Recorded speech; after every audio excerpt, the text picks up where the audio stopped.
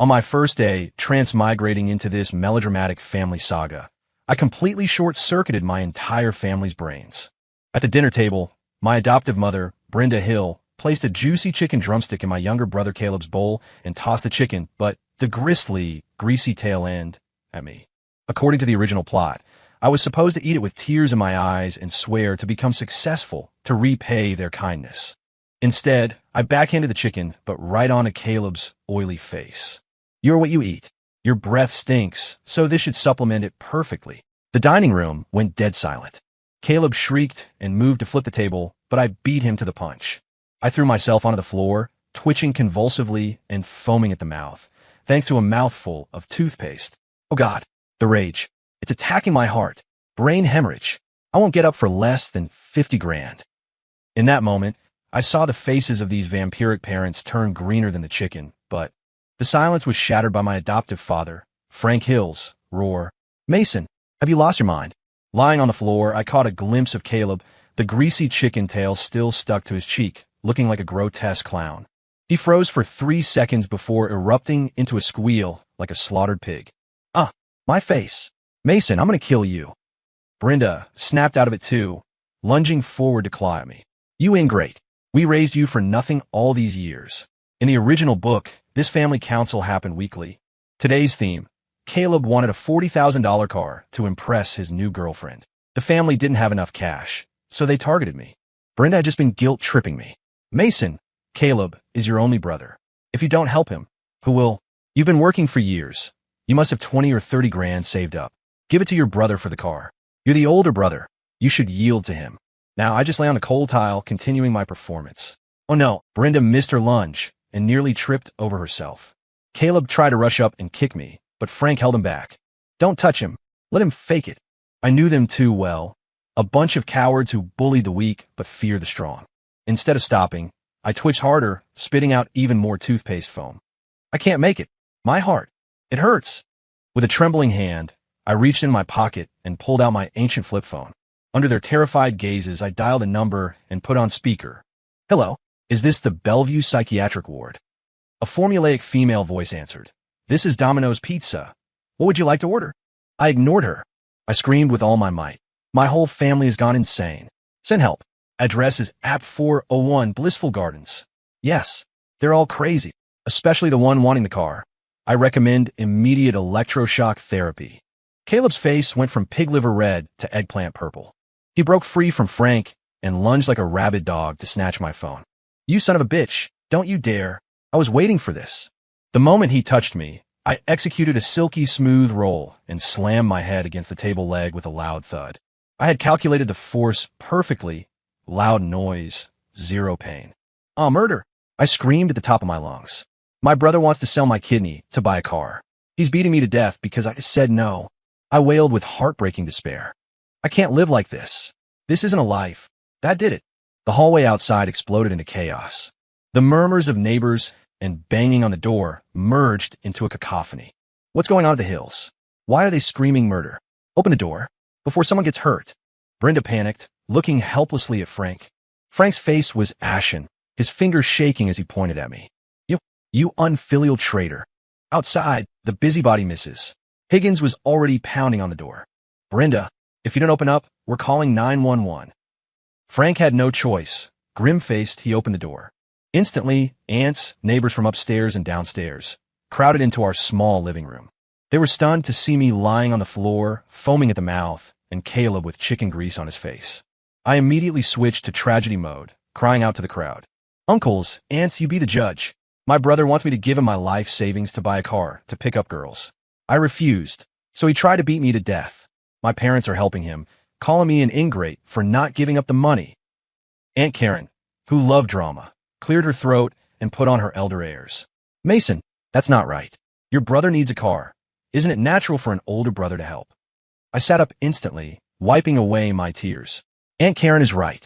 I heard your son Mike doesn't have a car either. How much are you planning to chip in to buy him one? Aunt Karen's face turned beet red. She couldn't squeeze out a single word.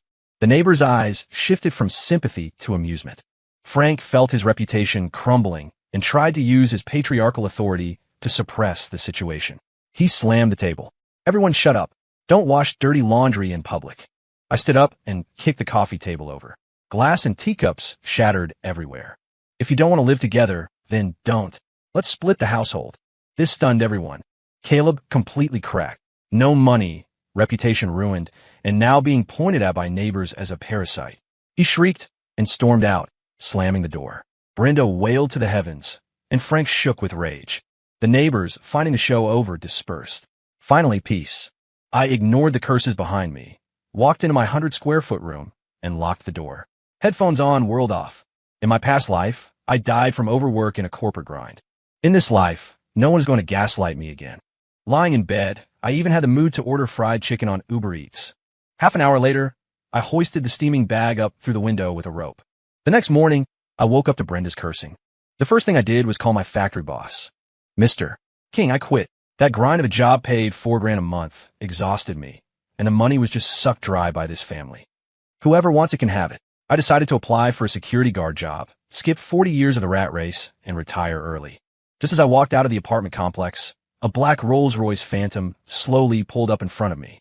The rear window lowered, revealing a cold, stunningly beautiful face. I froze. The woman in the car was Serena Vance, my high school classmate. Today, she is the billionaire CEO of the Vance Group, a regular on the cover of Forbes. And me? I was wearing board shorts and flip-flops, unemployed on my way to find a do-nothing security gig. The difference was heaven and earth. In my memory, the original host didn't interact with her much. The only connection was senior year, when she was cornered by thugs in an alley. The original host, starving and holding his only stale bun, passed by and handed it to her. That was it. I didn't expect her to remember. Even less did I expect her to look at me with such a complex expression. Serena stepped out of the car in a haute couture suit, radiating power. Bodyguards and assistants trailed her like satellites around a star. She walked toward me, her high heels clicking crisply on the pavement. I subconsciously wanted to hide. My feet felt rooted, mostly because I had just been scratching my foot, and the posture was a bit awkward. Serena stopped in front of me. She didn't look at my face, but stared at my flip-flops. A few seconds later, she looked up, and those cold eyes actually softened with a hint of heartache. Are you not doing well? Her voice was soft, trembling slightly. What could I say? That I was living the dream, about to become a security guard and achieve my goal of lying flat. I could only give a vague Unexpectedly, that single sound seemed to flip a switch in her imagination. I saw her eyes redden. I know. You must have been dragged down by that family. Me? Question mark. You should have had a better future. You were the smartest person in our class. Me? I seriously suspected she had the wrong guy. The original host had average grades, a slacker, just like me. I was about to explain when a man in a suit walked over, looking like her HR manager. He glanced at me with disgust, then said respectfully to Serena, Ms. Vance, the interviews are about to start. Serena's gaze fell back on me. What are you doing here? Applying for security. I told the truth. The HR manager scoffed. You? We don't hire bums here. Serena's face instantly turned cold. He has character. I'll interview him personally. The HR manager's face turned green, but he didn't dare argue, bowing as he invited me into the top-tier office building. CEO's office. I collapsed onto the soft, leather sofa, feeling like I'd reached the pinnacle of life. Serena sat opposite me, personally pouring me a glass of water. Why do you want to be a security guard? She asked. Because I just want to slack off and wait for death. I continued to tell the truth. I thought she'd be angry and kick me out. Instead, the heartache in her eyes deepened. He must have suffered some massive injustice to say such things. He must be using this apathy to mask his inner trauma. He is so pitiful. This was her internal monologue, which I only learned later after acquiring mind-reading abilities. At the time, I just thought this woman might have a screw loose. She slapped the table. You're hired. Position, CEO office exclusive security consultant. Job description, sit outside my office, drink tea, read the paper. Salary, $15,000 a month. I suspected I was hallucinating until a familiar commotion erupted downstairs. It was Caleb. I don't know where he heard I was here, but he had actually dragged a banner to the company entrance to cause a scene.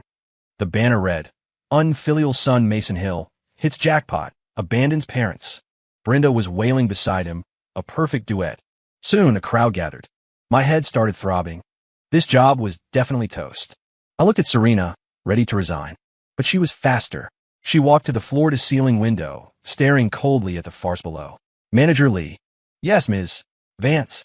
Throw those two out and permanently blacklist them from the group. Yes, ma'am. Zero hesitation.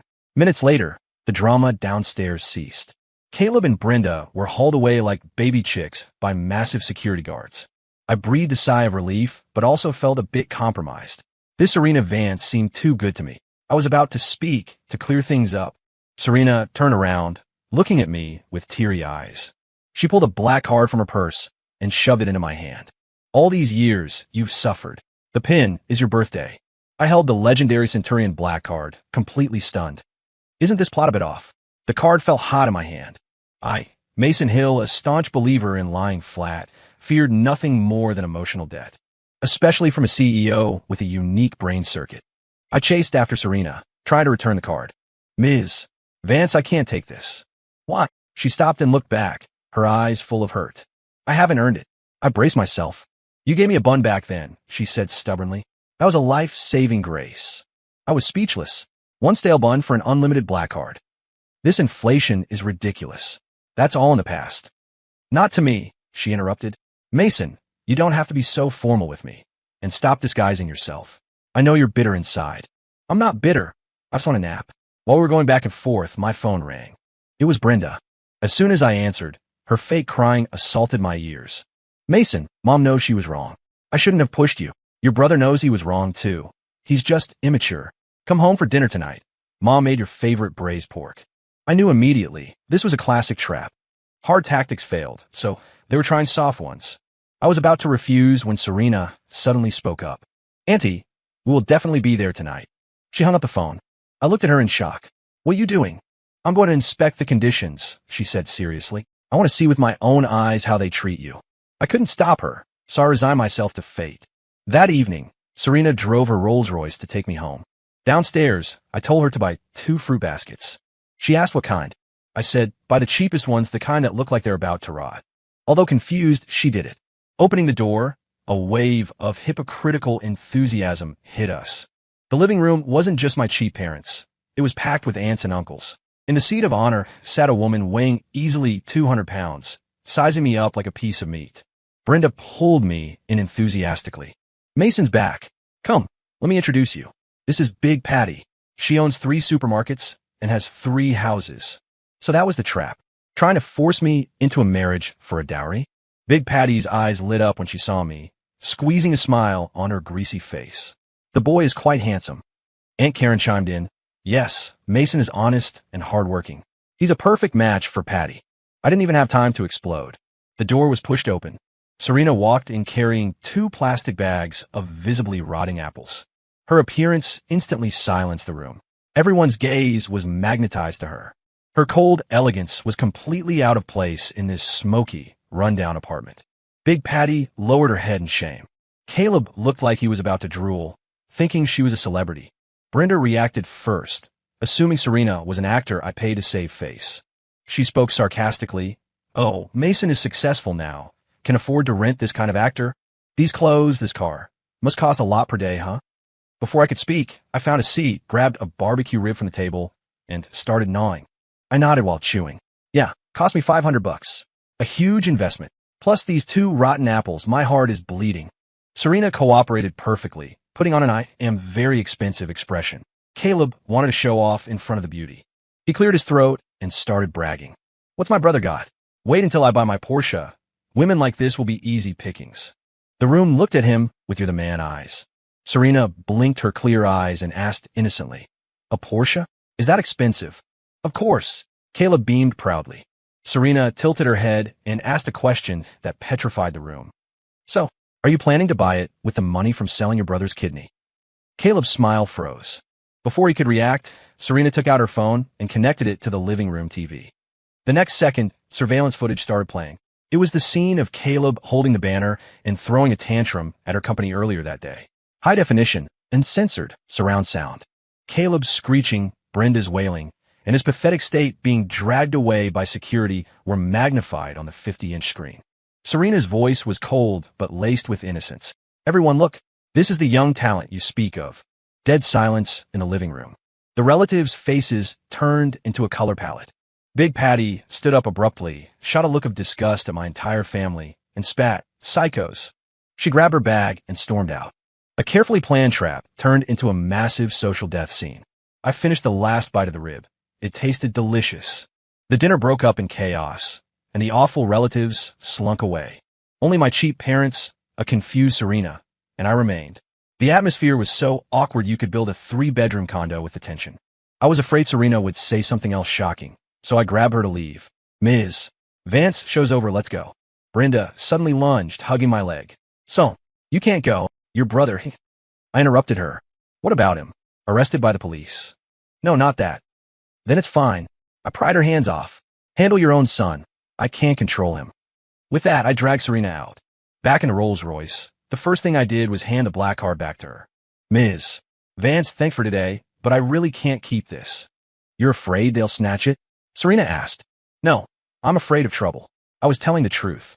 Serena's eyes dimmed instantly. She gripped the card tightly, looking like she wanted to crush it. "Do you want to draw a line between us that badly?" I felt like we were having 2 different conversations. "Mason, I just want to help you." Her eyes turned red again. "I'm terrified of crying women." Okay, I'll take it. I'll keep it, all right." I stuffed the card back into my pocket. She broke into a smile through her tears. I felt like I was coaxing a kindergartner. The next day at work, I arrived at the CEO's office ready to start my slacker life of tea and newspapers. Serena's secretary, a sharp woman in gold-rimmed glasses, blocked me. She handed me a file. "Mr. Hill, this is your new assignment from Ms. Vance." I opened it. Title: CEO's 24-hour personal caregiver protocol. "Me?" ? The secretary explained expressionlessly. "Ms. Vance fell home yesterday. The doctor says it's a minor fracture. She needs care." I didn't believe a word of it. I pushed open the office door. Serena was indeed sitting in a wheelchair, an exaggerated cast on one leg, the other leg crossed comfortably over it. Seeing me enter, she immediately uncrossed her legs and put on a pained expression. "Ouch, it hurts." The acting was worse than mine. I walked over and knocked on the cast. "Ms. Vance, the carpet is Australian wool. You can't get hurt falling on that." "Says who?" She insisted. "I have osteoporosis. To prevent you from shirking responsibility, I have decided you will live at my house and care for me 24/7. Double salary, room and board included." This wasn't a scam. It was a mandatory binding. Before I could refuse, my phone vibrated wildly. Message after message. "Your credit card ending in XXXX has been charged $10,000. Your credit card ending in XXXX has been charged $50,000. Your credit card ending in XXXX has been charged $100,000. I froze. The card was on me, so who was swiping it? Wait, this was Serena's card, but for convenience, she bound the notifications to my phone number. Female CEOs always have some superpowers. A chill ran down my spine. It was Caleb. He must have snuck into my room while I wasn't home and found the card. The idiot thought it was mine. As I was thinking, Serena leaned over and saw the texts. Seeing my frown, she thought I was pained over the money. She waved her hand dominantly. "Swipe. Let him swipe. My card has no password and no limit. If he maxes it out, even better. The theft amount will be huge, enough to make him sit in prison until the floor rots." I looked up at Serena, whose face practically said praise me. Suddenly, I felt like her scatterbrained behavior was actually kind of cute. I flashed my first genuine smile since crossing over. "All right, since he wants to go to prison so badly, let's help him out." Serena froze looking at my smile, a suspicious blush rising on her cheeks. As for me, I was already looking forward to tomorrow's show. The next day, I pushed the disabled Serena into the city's most luxurious Porsche dealership. Before we even entered, we heard the commotion inside. Caleb was surrounded by sales staff in the center of the showroom. Holding the black card, he was high on life, pointing fingers and giving orders. This one, and that one. I want them all. Open the best champagne. Today, young Master Hill is paying." Brenda and Frank were there too. Their faces were glowing as they boasted to the relatives they had summoned to witness this. "My son is successful, unlike some ungrateful wolves who never amount to anything. What do you call this? Al drogon beget al drogon, al phoenix beget al phoenix." The surrounding relatives chimed in, their flattery deafening. Just as the atmosphere reached its peak, I pushed Serena into the doorway. "Yo, quite a party, huh?" Everyone's eyes instantly snapped to us. Caleb saw me, paused, then laughed arrogantly. "Mason, What are you doing here, you loser? Come to see how I spend your money? Oh wait, your master's money. He thought I was truly a kept man. I ignored him and turned to the sales manager beside us. Excuse me, how much has he spent in total? The manager answered fawningly. This young gentleman has pre-ordered 3 cars, charging nearly $1 million. $1 million. I nodded. Then, I turned and waved to the entrance. Officers, you can come in now. As soon as the words fell, several uniformed police officers walked in. The music in the dealership cut out. Everyone was dumbfounded. Caleb's smile froze. Mason, what the hell does this mean? I walked up to him, pointed at the black card in his hand, and said to the police, Officers, this is the person. He stole my bank card and made massive, unauthorized purchases. The officer glanced at the receipts on the POS machine, his face turning serious. $1 million. That's a monumental sum. You're coming with us. 2 officers stepped forward, pulling out handcuffs. Caleb completely panicked.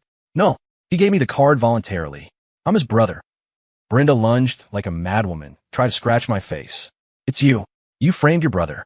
You goddamn ingrate. You left the card in the drawer for him to take. You did it on purpose. I stepped back, dodging her claws, and spread my hands. Oh, I have evidence proving my drawer was locked. The surveillance also shows Caleb picking the lock to steal it. Besides, picking locks to steal, isn't that illegal? Of course, I had intentionally left the lock weak. But the lock-picking motion was captured clearly on camera. Brenda was speechless. Caleb was still struggling. The card isn't his. It belongs to this woman. Ask her. He pointed at Serena. Everyone looked at Serena. They thought they found a lifeline. After all, I was just the boy toy. The card owner would surely side with her in-laws. Serena sat in her wheelchair, lifting her eyes coldly. Her opening words sentenced Caleb to death. I'm a card holder. I did not authorize him to use it. Furthermore, my legal team has arrived and will prosecute to the fullest extent of the law. Click. The cold handcuffs locked onto Caleb's wrists. His legs gave out, and he collapsed, a wet patch spreading instantly across his crotch. No. I don't want to go to jail. Dad, Mom, save me. Brenda collapsed on the spot, wailing loudly. Frank clutched his chest, shaking violently, eyes rolling back as he fell straight down. This time, it was a genuine hypertension attack. The relatives who had just been flattering them saw the police and fled faster than rabbits. Not a single person stepped up to help Frank. The entire dealership was left with only Caleb's crying and Brenda's cursing. I took out my phone, calmly snapped a photo of this wretched family, and posted it to my social media. Caption: Justice served. My conscience feels cleaner already. Caleb was criminally detained for grand larceny, awaiting sentencing. Frank had a stroke from rage and was hospitalized, paralyzed on one side. Brenda vented all her resentment on Serena and me. She began a routine of crying, screaming, and threatening suicide. She found some unethical influencers and posted videos online, sobbing about the heartless female CEO and her gigolo framing her innocent brother. In the videos, snot and tears ran down her face as she painted Serena and me as adulterous villains. For a moment, online opinion surged. People started cyberbullying Serena's company. Serena's assistant came to me, worried. Mr. Hill, the company stock is dropping. Ms. Vance is asking, should we settle? I looked at Serena, who was calmly processing files in her office, and shook my head. Don't rush. The media attacks didn't work, so Brenda played her trump card. She and Frank, who had mysteriously been discharged, climbed to the roof of Serena's corporate tower. They threatened that if Serena didn't drop the charges and release Caleb, they would jump. Reporters and onlookers crowded below, camera flashes blinding. Now things were serious. Serena finally looked worried. Not for the company, but for my reputation. Mason, maybe we should let it go. I held down her hand, reaching for the phone. Don't panic. Let him jump. I want to see if he dares. I had the secretary bring me a bullhorn and borrowed a bucket of water from the janitor. I carried the bucket and the bullhorn to the roof alone. The wind on the roof was strong, flapping Frank's hospital gown. He sat on the ledge, one leg dangling, looking precarious. Brenda wailed beside him. You murderers! You're driving us old folks to death. The reporters' cameras all pointed at me. I turned on the bullhorn, my voice echoing to the streets below. Dad! I shouted with deep emotion. Jump! Go ahead and jump. If you jump, my brother can apply for medical parole due to a major family tragedy. When he gets out, he can organize a grand funeral for you. It's a win-win situation. Everyone was stunned. Even Brenda forgot to cry. Frank stared at me, dumbfounded. I didn't stop. I unscrewed the bucket cap and splashed the gasoline violently onto the ground. The pungent smell, actually water mixed with essential oils and menthol, filled the air. I pulled out a lighter, clicking it rhythmically. Click, click. Dad, jumping alone is too lonely. To show my filial piety, I've decided to join you. Let's light a fire to build some courage. We can keep each other company on the road to hell. Frank's face turned white. Looking at the flickering flame in my hand and the wet ground, his legs began to shake uncontrollably. He hugged the railing behind him like a frightened quail. You lunatic. Don't come over. I'm your father. You dare. I took a step forward. He flinched back in terror, nearly actually falling. Crazy. Crazy. He broke down completely, wailing. The reporters below faithfully recorded everything. My insane behavior and my cowardly father. I timed it perfectly, tossed the lighter aside, and facing the cameras, began the performance of a lifetime. Snot and tears flowing, I cried about how I was adopted, abused, treated as an ATM, forced to buy cars, and nearly had my kidney sold. I spoke until the listeners wept. Public opinion on the internet flipped instantly. Holy crap, are these parents human? No wonder the son went crazy. Anyone would be driven mad. Support the brother. To deal with such trash, you have to fight crazy with crazy. The police came up quickly. They dragged Frank, whose legs were too jelly to stand, down from the ledge. He was taken away directly for disturbing public order. Brenda was also hauled off for provoking trouble. Before they were shoved into the cars, I flashed a victory V sign at their backs and the countless cameras below. The world was peaceful again. With the family mess temporarily paused, for my safety and to care for her, I was forced to move into Serena's mansion, a 5,000-square-foot penthouse in the city center. Lying on a bed big enough for 5 of me, I finally smelled the sweet scent of being a kept man. Delicious. Living with Serena was chaotic. I discovered that this decisive, ruthless CEO was a complete idiot at life. She wore adorable Pikachu onesies and didn't know how to use a microwave. Day 1, she tried to heat milk and nearly blew up the kitchen. Day 2, she swore to make me a dinner of love. An hour later, she brought out a plate of black, unidentifiable matter. What is this? I asked cautiously. Cola chicken wings. She looked expectant. I stared at the charcoal, emitting a weird burnt smell, and fell into deep thought. Finally, I helplessly took over the kitchen. I threw together 2 bowls of plain noodles with ingredients from the fridge. She ate it with tears in her eyes. Mason, this is the best noodle dish I've ever had. She looked at me, eyes sparkling. It tastes like home. I didn't speak, just silently added another egg to her bowl. This woman's imagination is seriously too powerful. Cohabitation wasn't all smooth sailing. Ambiguity grew quietly. One night, thunder and lightning raged outside. Just as I was about to sleep, there was a knock. It was Serena, hugging a giant Pikachu pillow, standing pitifully at the door. Mason, I'm scared of thunder, she whispered. Looking at her 5'9" frame and that I am very weak expression, I wanted to laugh. No, she quickly added, realizing the excuse was lame. I was worried you were scared of the dark. I was silent for 2 seconds. Then I turned, walked to the end of the hall, and pulled the main breaker for the entire floor. Click! The whole world plunged into darkness. I walked back to her in the pitch black. Now it's totally dark. Can't see a thing. Nothing to be scared of. Good night. Go to sleep. I shut the door. Outside, Serena stood in the dark, confused in the wind for a long time. The quiet days didn't last long before trouble knocked. It was one of Serena's business rivals, also a crazy suitor, a rich second-generation heir named Chad Kensington. Somehow, finding out about our living arrangement, he was green with jealousy. That day, I went out for groceries and was blocked at the complex gate. He leaned against a flashy red Ferrari, looking sleazy. He looked me up and down, eyes full of disdain. Then he pulled a check from his jacket and flung it in front of me. Here's $5 million. Leave Serena. Classic melodrama scene. I picked up a check, blew off the dust. Then I earnestly counted the zeros. Confirmed $5 million. I looked up, giving him a sincere smile. Mr. Kensington, right? Can you do cash? I'm afraid the check might bounce. The rich kid was stunned. He had probably rehearsed my reaction 100 times, but he definitely hadn't anticipated me discussing payment methods. While he was dazed, Serena's Rolls-Royce glided up silently. The window lowered, revealing her icy face. She glanced at the check in my hand, then at Chad. Then she pulled out her phone. Hello, legal? Initiate the acquisition plan for Kensington Group. Yes, right now. Hanging up, she looked coldly at the dumbfounded heir. You dare use money to hit my people. Go bankrupt. Caleb was sentenced to 15 years. Frank and Brenda were detained for a few months for multiple disturbances. When they got out, the family had nothing. The house was sold to pay for Frank's medical bills. Destitute, they turned completely dark. Their hatred for Serena and me went bone deep. And Chad Kensington, whose life was ruined by Serena's one sentence, hated us just as much. 3 failures hit it off instantly, forming a revenge alliance. They plotted for a long time and decided on the most vicious way to retaliate. Kidnapping. But after stalking us for days, they got nothing. So, they targeted Serena's dog, a Tibetan Mastiff named Brutus. Serena paid a fortune for him to guard the house. He looked majestic, like he could fight 10 men.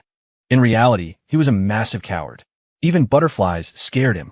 One moonless, windy night, the 3 Stooges began their operation. They sneaked into the back garden of Serena's villa. Frank held a sack, Brenda held a sausage link, and Chad acted as lookout. The plan: lure Brutus with the sausage, bag him, and ransom him for $100 million. The plan was ambitious. The reality was pathetic. They didn't know Serena and I were sitting in the second-floor security room, popcorn in hand, watching them like a movie. "I've seen this episode," I commented. "Home Alone." Serena laughed, so hard she shook. In the garden, Brenda peeled the sausage and waved it at Brutus, who was whining in the bushes. "Doggy, come eat the sausage." Brutus did run over, but he ignored the sausage and excitedly pounced on Frank nearby. His massive body pinned Frank to the ground, and his long tongue began frantically licking Frank's face. Frank thought he was being eaten, rolled his eyes back in terror, and wet his pants again. Screams pierced the night sky. Hearing the commotion, Chad tried to run over to help. He stepped right onto the patch of carpet where I had boldly applied industrial superglue earlier that day. His shoes stuck instantly. He tried to lunge. His body flew forward, but his shoes stayed behind. Brenda tried to help Frank, but triggered another trap I set. Automatic sprinklers hidden in the grass. Icy water blasted her, instantly turning her into a drowned rat. Chaos reigned in the garden. Frank was chased around by an excited Brutus. Brenda shivered under the water jets. Chad stood on one leg like a rooster next to the glued carpet. The villa's security team had already quietly surrounded the garden. I signaled them via walkie-talkie. "Don't grab them yet. Let them run a bit. Burn some calories." When all 3 were exhausted and collapsed on the ground, I flipped the main garden light switch. Snap! The garden lit up like daytime. I opened the balcony door on the second floor, holding a glass of red wine, looking down at them like a descending god. "Good evening, you 3. Is my garden fun?" They looked up, saw me, and despair washed over their faces. Soon, the familiar police sirens wailed again. The police took the 3 unlucky bastards away once more. This time the charges were heavier. Attempted burglary. Combined with previous offenses, they'd be inside for years. I watched the squad cars fade away, feeling that life was lonely as snow. Why isn't there anyone who can actually fight? To reduce their sentences, my adoptive parents finally played their ultimate card. In the interrogation room, Brenda, snot and tears flowing, revealed a shocking secret. "Mason isn't our biological son. We bought him from kidnappers years ago. We are guilty, but we raised him for 20 years. I remember, back then the TV played missing person ads every day. I think it was New York's richest family, someone named Sterling. This news shocked everyone. Serena immediately used all her connections to verify. It turned out to be true. Over 20 years ago, the only son of New York's richest man, Victor Sterling, went missing at age 3, causing a national sensation. The child's characteristics matched mine perfectly. The day the DNA results came out, the Sterling couple, my biological parents, flew in on a private jet. The spectacle was bigger than Serena's debut. Dozens of black Bentleys parked downstairs, blocking the road. In Serena's office, I met them. My biological mother, Eleanor, a well-preserved noblewoman, burst into tears the moment she saw me. She rushed up and hugged me, cried her heart out. "My son, Mom finally found you." My biological father, a dignified middle-aged man, also had red eyes, patting my shoulder, unable to speak. Held by them, I was completely dazed. Looking at this weeping billionaire couple, only one thought crossed my mind. Does this mean I can legitimately inherit a $100 billion fortune and slack off forever? The thought got me a little excited. In jail, Frank and Brenda heard the news too. They thought their good days were coming. After all, they had painstakingly raised me. The Sterlings would surely give them a massive upbringing fee, right? They even started planning whether to buy an Ocean View villa or travel the world with the money. However, what arrived wasn't a check, but a lawyer's letter from the Sterlings. My father, Victor Sterling, the chairman of Sterling Group, sneered at my cheap adoptive parents over the phone. Raising him, that was abuse. You treated my son like a blood bag for your biological son. Not only will you not get a cent, but I am also adding charges for child abuse, concealing a crime, and harboring kidnappers. Prepare to rot in prison. Brenda and Frank's pipe dream shattered completely. Not only did they get no money, but their sentences were extended by several years. I didn't feel much about the reunion itself. I'm just a transmigrated corporate drone, after all. But I was very satisfied having someone to clean up this mess for me. However, I noticed Serena didn't seem happy.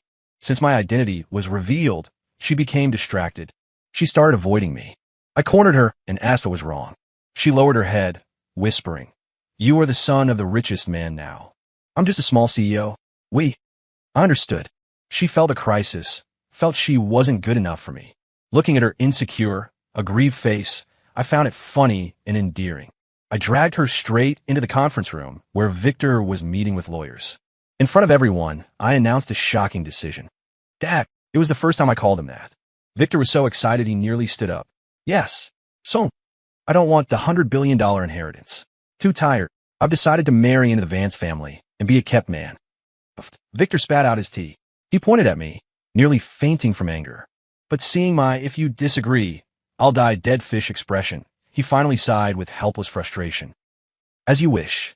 I turned to look at the stunned Serena and raised an eyebrow. "Ms. Vance, please look after me from now on." The story's ending held no suspense. I didn't attend the sentencing. Caleb was sentenced to 15 years for theft and fraud. Frank and Brenda received 10 years for abuse, attempted robbery, and disturbing the peace. Rumor has it the family of 3 had a wonderful time in prison. Every visitation, they staged a brawl through the glass. Frank blamed Brenda for revealing the secret. Brenda blamed Caleb for being useless and causing trouble. Caleb blamed them for being biased from childhood. The 3 cursed and fought, becoming the prison's new joke. As for Chad Kensington, his fate was worse. His family business declared bankruptcy within a month under the joint short-selling attack of the Sterling and Vance families. He went from a powerful heir to a debt-ridden pauper. To pay debts, he had to deliver food. Coincidentally, one day, he delivered my order. I opened the door in my pajamas, watching him sweat, face full of humiliation. I took the food, then picked up my phone right in front of him. I gave him a 1-star rating. Reason: delivery too slow ruined my mood for slacking. His face turned pig liver purple instantly. Those relatives who once mocked me did a 180-degree turn after learning I was the Sterling heir. They brought gifts, trying to suck up to me. I didn't even open the door. I just let Brutus out. Woof, woof, woof. Brutus was a coward, but his size was terrifying. Seeing a fierce Tibetan mastiff charging, the relatives pissed themselves and scattered like birds. The world was finally completely quiet.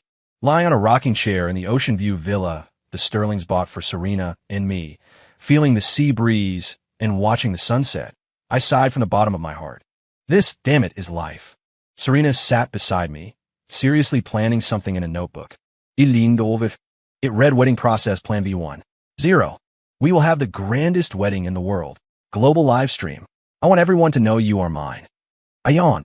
Can we keep it simple? Too tired. Serena closed the notebook, pinched my cheek, and announced domineeringly, "No. On this, you listen to me." On the wedding day, as the groom, I had only one wish: to lie down through the whole ceremony. Obviously, that wish didn't come true. Serena and my adrenaline-filled parents arranged everything perfectly. From 5 a.m., I was pinned to a chair by stylists. Finally, the door-blocking game. The bridesmaids blocked the door, armed with a list of ridiculous challenges, a tradition Serena insisted on. I didn't want to play. I grabbed a thick stack of envelopes filled with cash from my assistant and stuffed them through the door crack. Pin is 6/8. One for each of you. Let me in to Slee. No, let me in to get the bride. The bridesmaids were stunned. Holding the heavy envelopes, they forgot their lines. The door opened easily. Vow exchange. The officiant asked with a magnetic voice, "Mr. Mason Hill, do you take Ms. Serena Vance to be your wife? For richer or poorer, in sickness and in health?" I interrupted him. "Edo." Then I looked at Serena and added, "As long as she lets me continue to slack off, I'm willing to do anything." The crowd went silent, then erupted into deafening laughter. Guests were doubled over. My billionaire dad, Victor, covered his face in the audience, looking like I don't know this traitor. But Serena cried.